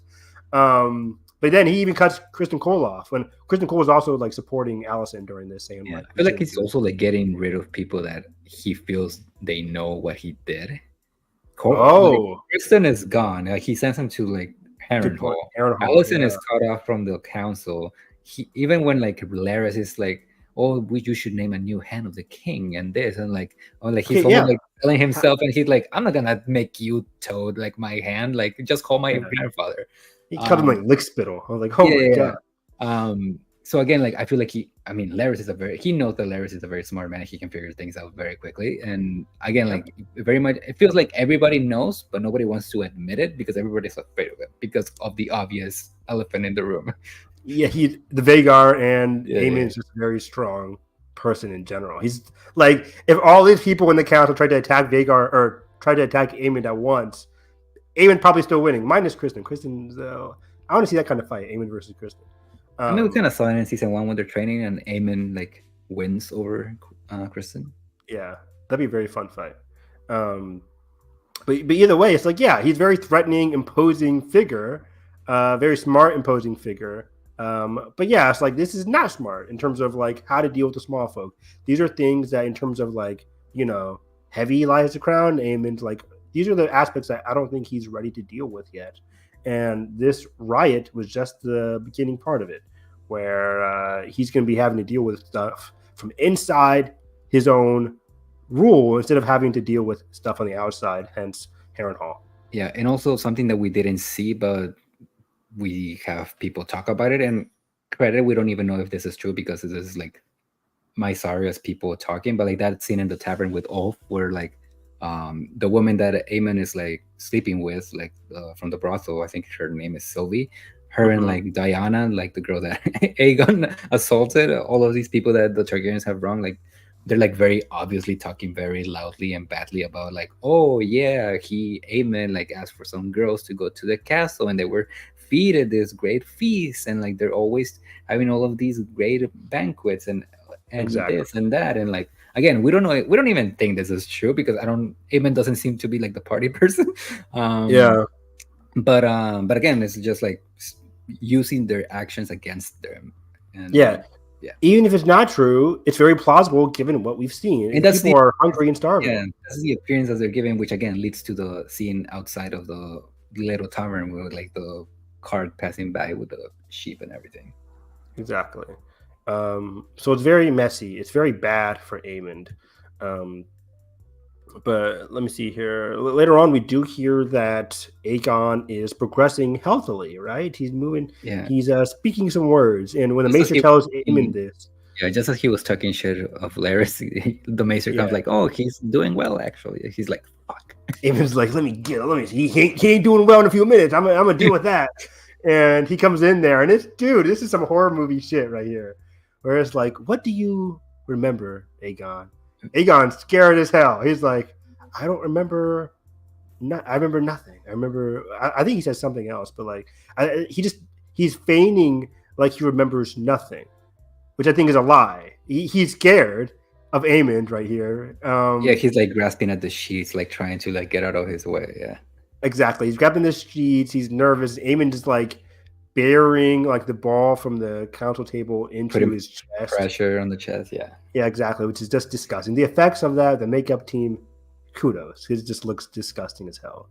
But man, this was a very heartbreaking and tragic and cruel scene from Aemon. Just really, forcing his brother basically to lie, and putting him there. I wrote in my notes that it's a sad win for Aegon, and hear me out. In terms of that, like, we always talk about how Aegon might not have wanted to be king, but then they got forced upon him. He wanted love from his family. That never happened.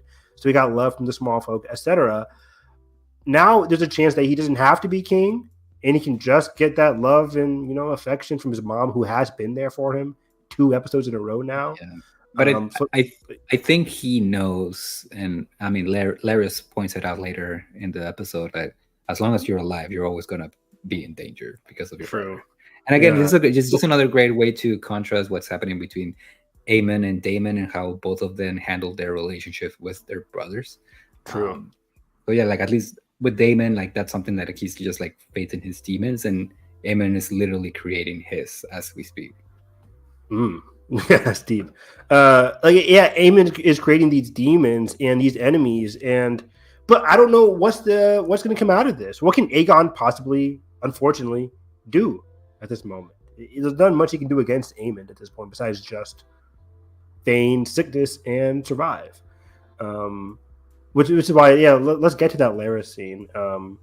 Because arguably the best scene of the episode. The dialogue, on point. The dialogue was on point here. Again, the Greens, sometimes the Greens get like some of the best stuff of the week.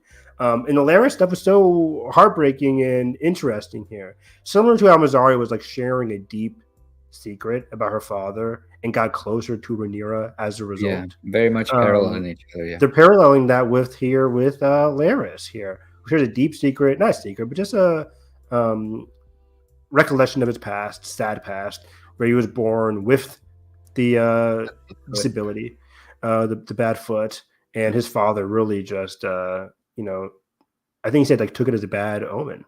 Yeah, and I think what makes it like the whole season so impactful is that for a moment it feels like Larys almost forgets that he's talking to Aegon, because he's very much trying to relate to him and what happened to him right now with the whole dragon situation. But like there's a moment where he's like just like almost saying what he always felt of like how people treated him because of his condition, and he's finally laying it out with somebody in private and in a very intimate moment. And it's almost like Aemon doesn't really matter that he's in the room. He's just letting his emotions kind of like get the best of him. And I think again, like I said it earlier today, like I think the show has done a really good job at like humanizing these characters that we thought were like irredeemable. Like because up to this point, like Larys is just this like this evil guy. I'm gonna kill my own father and brother. It's like, what is it that you want here, Larys? We still don't know that, but like I love how we're getting some more sympathetic look at him. Yeah. But yeah, I'm with you, man. He starts tearing up, right? Like he was tearing up, like getting very sad. Like the performance here was just perfection. And even Aegon starts like tearing up. Does he say something to Larys here? I don't know. I think he just says, "Help me." Help me, yeah. Which again, another parallel to this episode when Daemon finally said, "I need help." Like these characters who were so like trying to put forth a lot of bravado are finally showcasing their vulnerability here. Yeah, but in Aegon's cause, I guess, in Aegon's defense, he was asking for help from his mother, and like we know how that turned out. That was the sad part, yeah. But then Alicent is here. Alicent comes later on and says like, "I thought he was getting better," and the Maester was like, "It's going to be a long process," because like and then that comes after the whole Aemon scene. It's like, just remember, it's going to take a long time, right? And the Maester's like, okay, it's going to take a long time. He really wants Aegon to stay sick for as long as possible because he feels he is the rightful king, regent. So it's going to be you pulling your inner Simon. Hell yeah, my goat Simon, best character in season 2. Yeah, but I feel like this is a good segue talking about Alicent a bit to go to that scene outside in the courtyard with Gwaine. Yeah, with Gwaine. And again, great dialogue. Great dialogue. I love Alicent. It was some surprisingly great dialogue because Alicent. But going back, I wanted Alicent in Aemon scenes last week. Like, what is her thoughts on him having just recovered from Rook's Rest? We finally get that here, where we see Alicent and Aemon talk. She's like, one of the best lines of the season is like, "Are your vulnerabilities from the past still haunting you?" Basically, like they're still affecting you. I forget what she says. I think he said something along the lines of like, when is it gonna be enough for you to finally just satisfy your seek for revenge, something like that. I don't remember exactly. And he doesn't say anything, but like she caresses his face and he puts his hand on her. And it's like, and the way he looks at her, it's like he feels something, like that affection, of course. But he also wants to like fight back. He wants to fight back against that. Almost like his vulnerability that he allows himself to have with like Sylvie, like the woman from the brothel, it kind of comes out for like a split second, and then he's like, "Oh no, I can't do that. I'm the king now. I have to put forth this air. I have to put forth this bravado. That I'm the king." And in fact, you reminded me of my own vulnerability that my brother made fun of me for earlier on in the season, and because of that, you're fired. He wants to remove any case of like these emotional ties, and that is not, very surprising given the kind of character that Aemon is. He's really going like the opposite direction of Daemon, who is recognizing that he needs help. Aemon is much more like, I don't need help. I've finally gotten what I desired, this throne, and I'm gonna do things my way with no emotional ties, connections, or anchors that are pulling him back. He's really want to move forward without all that, and it comes at the cost of his own mother, just taking her out, which is very sad. And in was that her on Alice's end is that like she recognized maybe, or yeah, she does because she says I'm sorry to Aegon later on, right? Something like that, yeah. Something like that. You know, I think she recognizes her role in terms of like Aegon going out there and doing what he did at Rook's Rest because of what she said. Basically, her mistakes as a mother, which again connects to her conversation with Wayne. With Gwen, and yeah, like her mistakes of a mother when she's watching Aemon fire her, she's shaken by it. Like, wow, you're really doing this to me. But also as a mother, she's like, part of me, Edgar, thinks like, is she thinking, is there still hope for you, Aemon?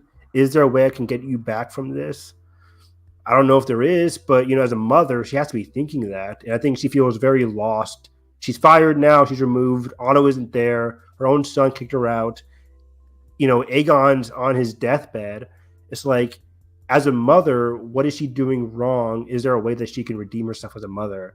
And then you're right. That leads directly to the Gwen scene. Yeah, it's like part of her guilt. Like she knows that she hasn't been the best mother. I think what Wayne tells her of, you did the best that you could. It is true because under the circumstances that she was in, she did the best that she could. But sometimes that is not enough. And in Aegon's and Aemon's case, obviously it wasn't enough because it turned out the way that they did. But again, so interesting. She cares for them, but also because she's so close in age for them, she didn't give them what they kind of needed as a mother figure.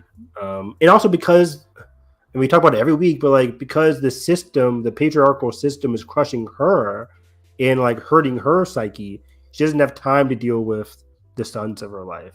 She doesn't have time to deal with the stuff that Aemon has been plagued as a kid. She never really fully allowed Aemon to like really recover from the things that he got bullied for from Aegon or from like the strong boys. Like she never really helped Aemon out with that, even though Aemon was asking for a bit too much. It's just like it was a lot, and I think you know she never really could handle it because she's so young too.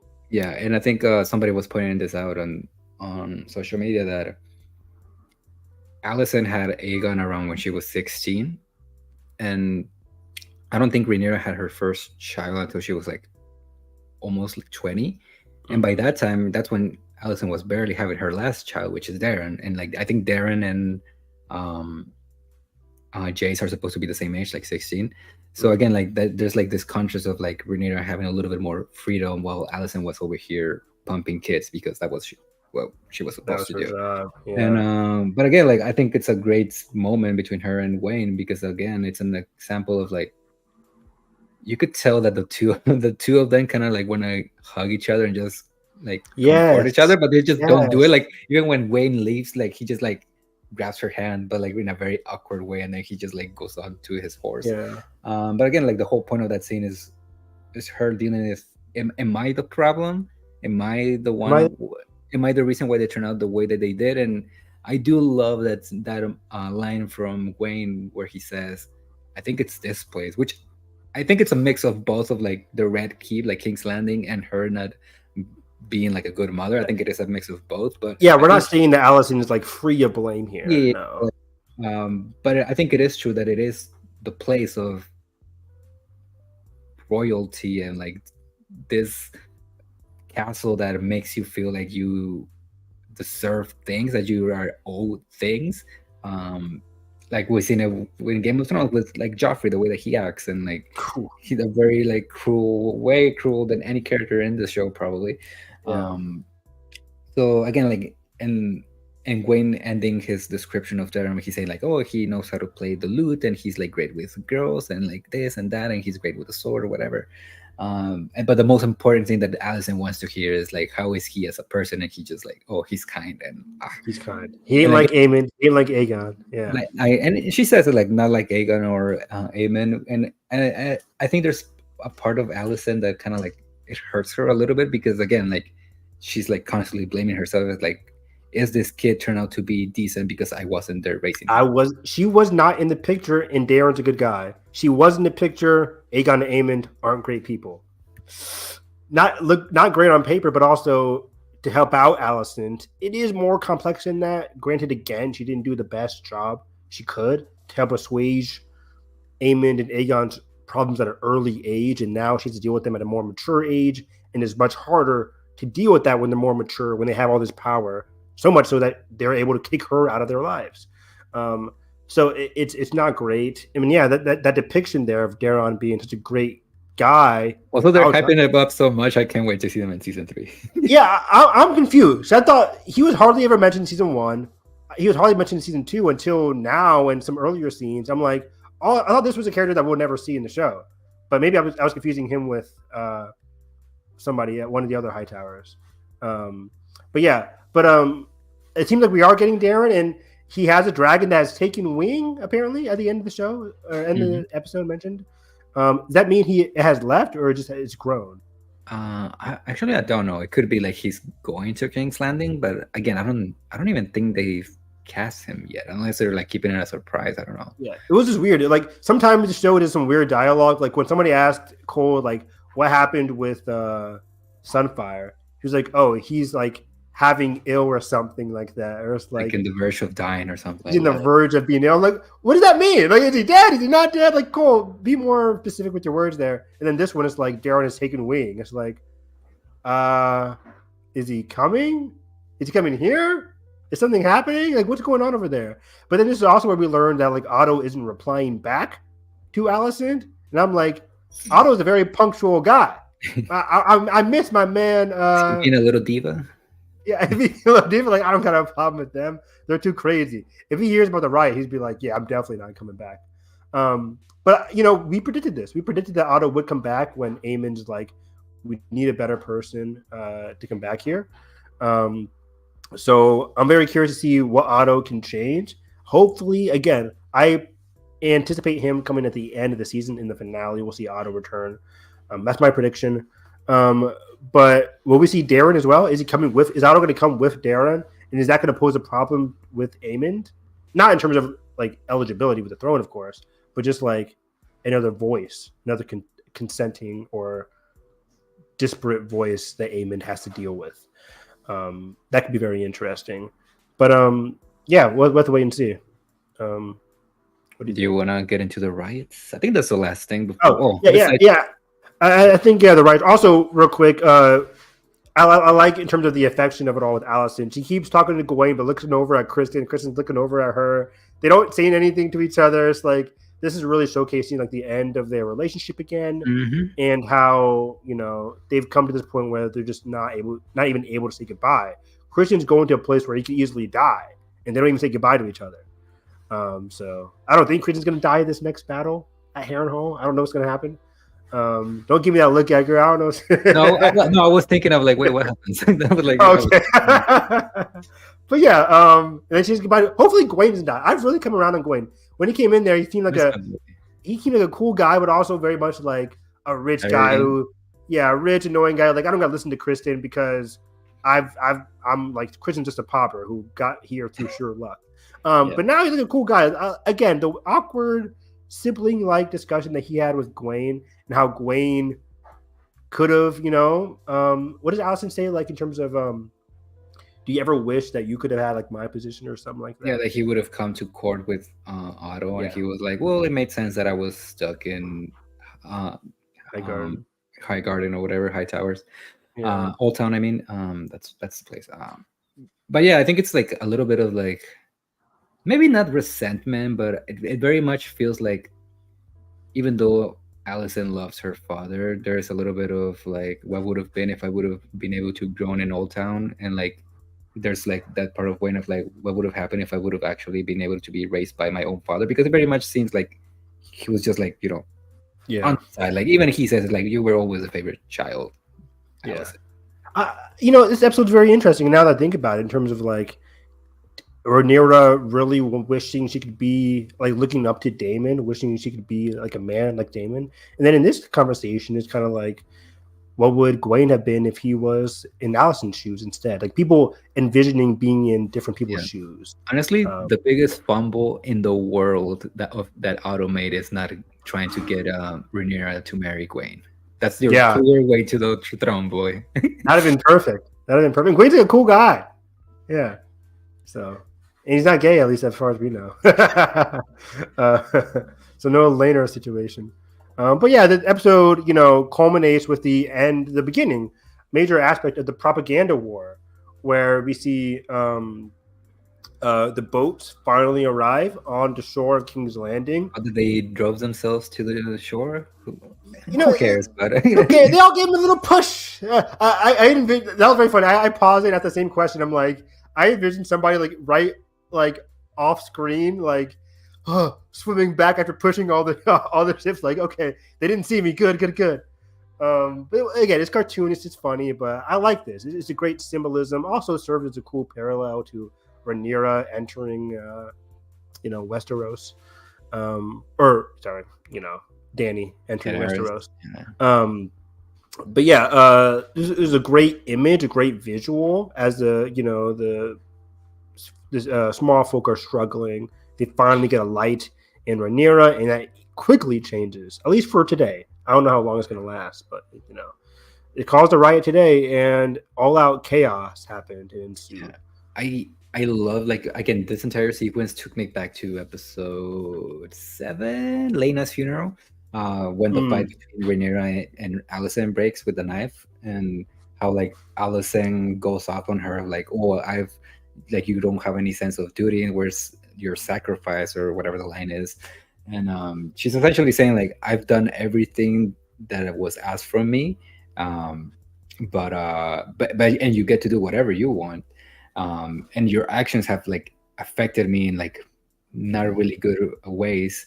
And I feel like that's a really good way to parallel what happens in this scene, because Rhaenyra's actions, decision to accept Mysaria's help, kind of leads to Alicent being put in another situation of, another dangerous situation. Exactly. Oh, thank you, Nico, for subscribing, by the way. Have a great night. But yeah, everybody should be liking and subscribing. We're here every week. But yeah, I like that. I like that this is happening as well. It's very much showcasing the flaws of the Greens has finally come to roost. And Alicent kind of has to deal with that. Bad timing. It's awful. She finally wants to spend some time with Helaena. I'm like, oh, finally, mother, daughter spending some time together, going to the church basically. And it all ends in chaos. And I love this entire sequence. It's very chaotic and so bad for Helaena as well. It's she stays in the castle a lot. Second time she leaves the castle. Both times she leaves, she's like, I'm never leaving again. I almost got killed twice. I'm not doing this. So Alicent's trying her best as a mother. But yeah, bad timing. And yeah, she gets that scar on her arm. Let's talk about that as well. Similar to Rhaenyra, again, the consequences of each other's actions are affecting the other. I think it's just a great symbolism. It's a great symbolism, and I like their connection is always at the heart, or at least not at the heart, but just a focal point of a lot.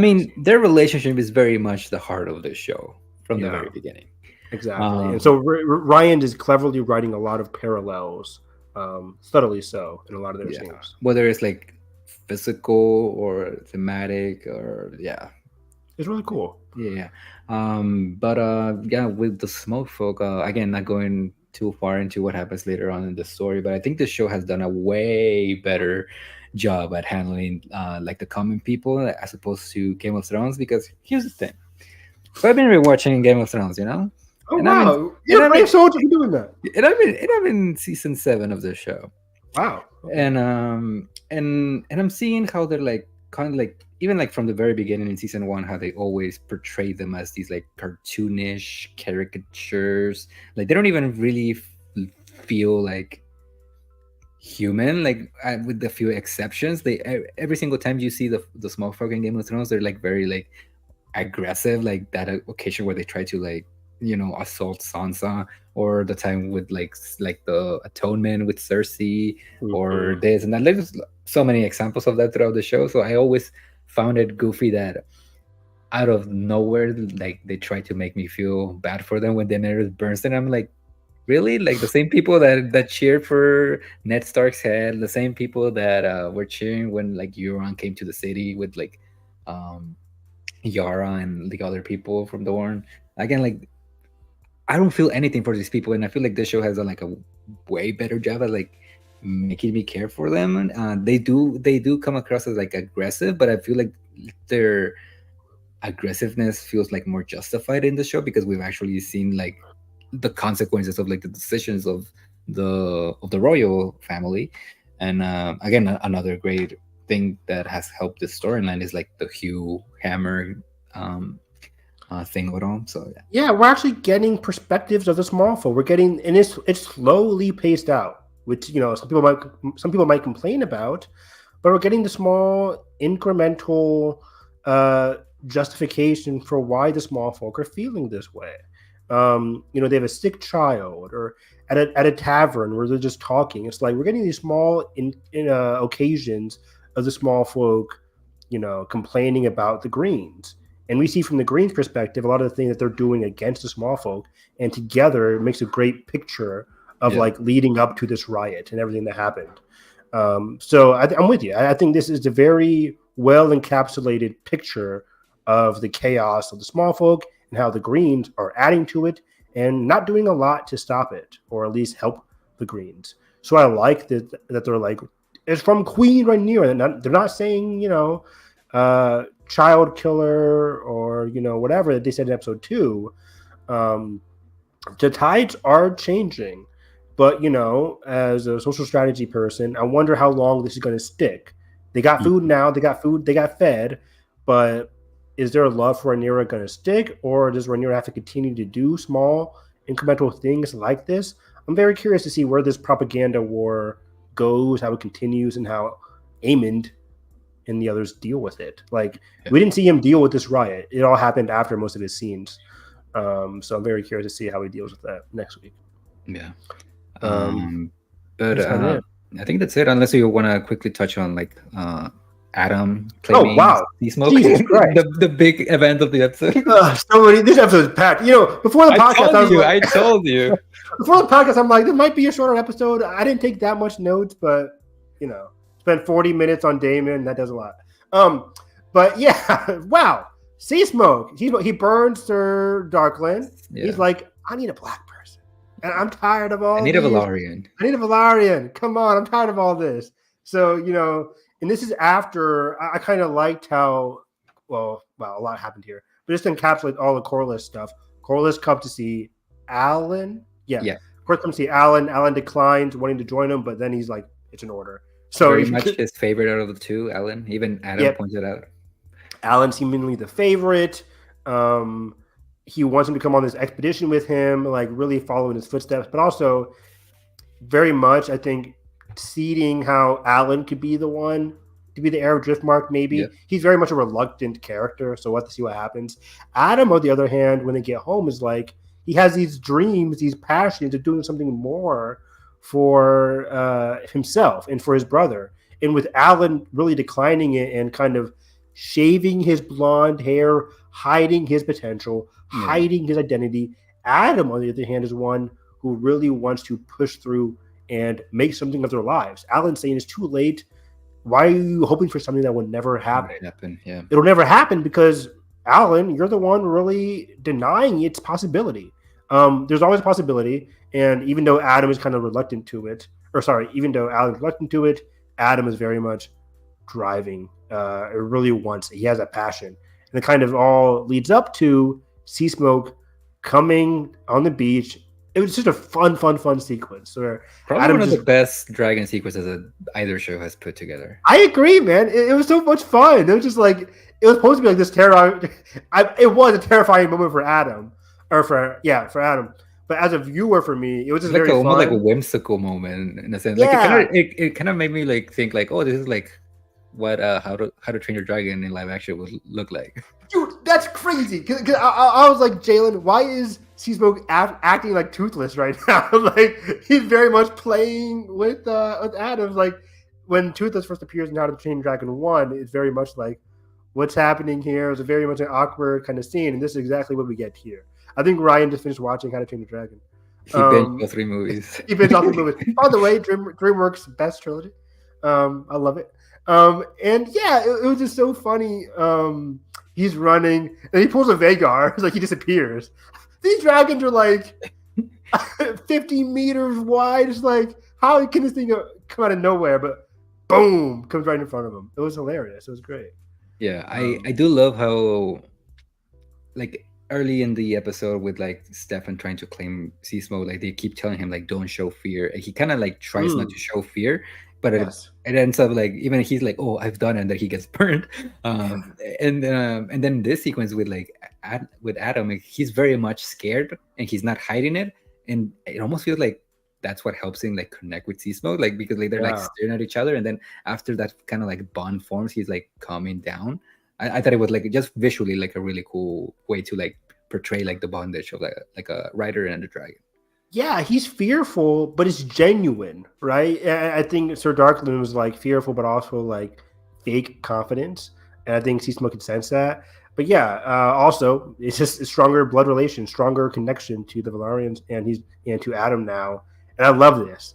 I would have loved it if Sea Smoke just like licked his face too, like a little like a dog or a cat, like a dog, which is very funny. But now Adam has this ticket to power, this golden ticket, to finally get some agency in his life. Get the attention of Corlys. Get the attention of Corlys. And again, I gotta mention how I really like how season 2 has slowly been seeding these relevant, people might think were irrelevant moments with Corlys, Adam, and Alan. Yeah. We've gotten them in bits and pieces in every other episode, or every episode so far. And I liked it. Even when we got Rhaenys alive, Rhaenys was talking about them, being like, you should, recognize them. Yeah. But yeah, I like how we've gotten them. Like these, if they would have just released Adam this episode, I've been like, what the hell is going on here? But we've gotten to see them all throughout season 2, all throughout all these trials and tribulations. And it led to a great, fun moment. And now that Adam has all this power and agency, we hear at the end of the episode that he's running around with sea smoke, and Rhaenyra kind of freaks out. Yeah, Rhaenyra freaks out. It's like, I gotta get to him first because he thinks it's just justifiably so. It's a green. Yeah. Which makes a lot of sense because I'd be like, oh, if a green has another dragon, bad news. We can't have that happen. So. Yeah. Just to kind of like wind down these things before we close out. Just judging from the previews that we've seen leading up to the finale in like 2 weeks. Originally, I thought they were gonna end the show with like a certain stacking, and then I was like, maybe they'll end it with the Battle of the Gullet. And now I'm starting to think that this show might actually end. Well, this season might actually end with like kind of like a small victory for the Blacks, with like the Dragon Seeks claiming all of their dragons. I feel like that's where like the show, because I feel like it would be too soon to go directly to like another battle as a finale. I feel like the show is gonna end with like Rhaenyra on top in terms of like her gaining armies and more dragon riders. There's a wide shot. It's like all the dragon riders are like kind of almost like maybe like mirroring like the final shot of like season 6 of Game of Thrones with Daenerys and like the fleet and like the dragons flying around, like maybe something like that. That'd be very cool. Like the dragon seeds are here.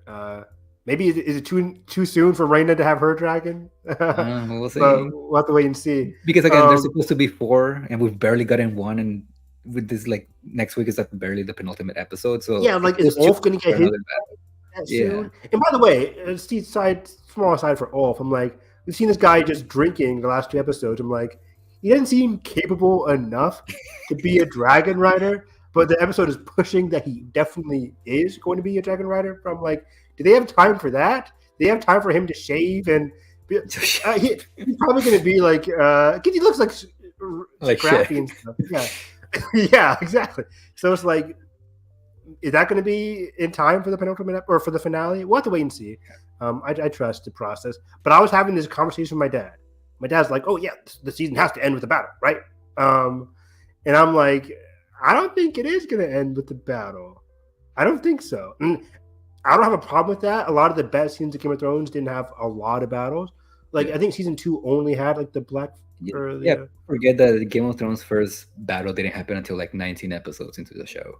Yeah, like season 2, the Black Fire or the Green Fire, Blackwater, Blackwater Bay. Thank you. Yeah, And after Blackwater Bay, it wasn't until Season 4, I think. season 4. Season 3 had no battles. No battles. It was like the big The moment big was thing the was Red Wedding. Red Wedding, which big.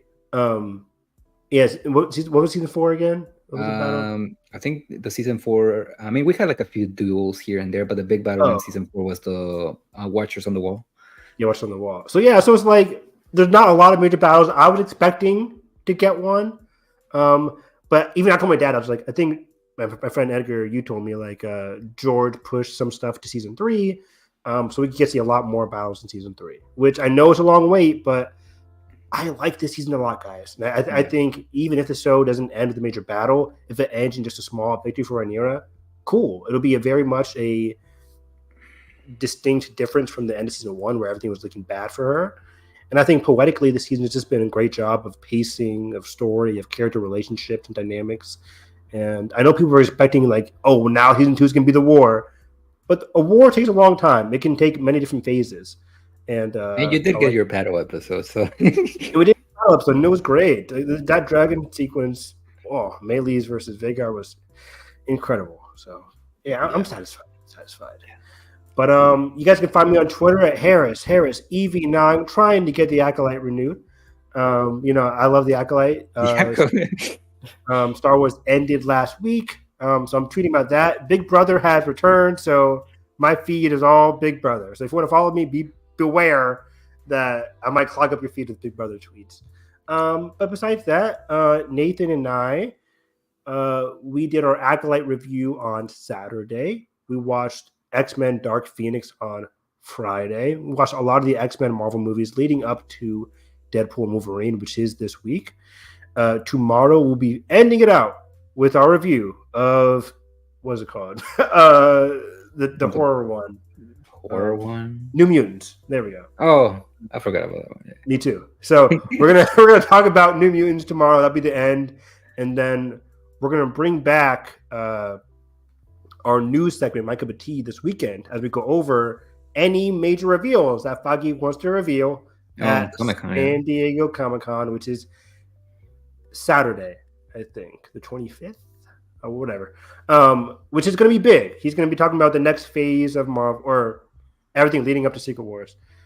So cross my fingers for some Shang-Chi 2 news. I'm like, damn it, it's been too long. But anyways, that's me. Yeah, Harris EV9. And you can find the show at WHFG Podcast on all social medias. You can find me at ETG or TEG. If you don't want to watch us on YouTube, you can always listen to just the audio version on iTunes and Spotify and all the other platforms for podcasts. And leave some comments on those platforms too. Yeah. Leave a review, one or two. It will help us. But yeah, we'll be back in a week for the penultimate episode. I'm kind of pissed that they're showing the penultimate episode at San Diego Comic-Con like 2 days early. So good luck. From my understanding, they're showing the penultimate episode at Comic-Con like on Friday. Oh, so good luck avoiding. Oh no, that's not good. Yeah, why are they doing that? Oh no. But yeah, so I mean, I don't really care because I kind of already know. But yeah, for non-book readers, thank you for warning me. Yeah. Good luck. But yeah, we'll see you next Monday, and heartbreak feels good in a place like this. Bye-bye.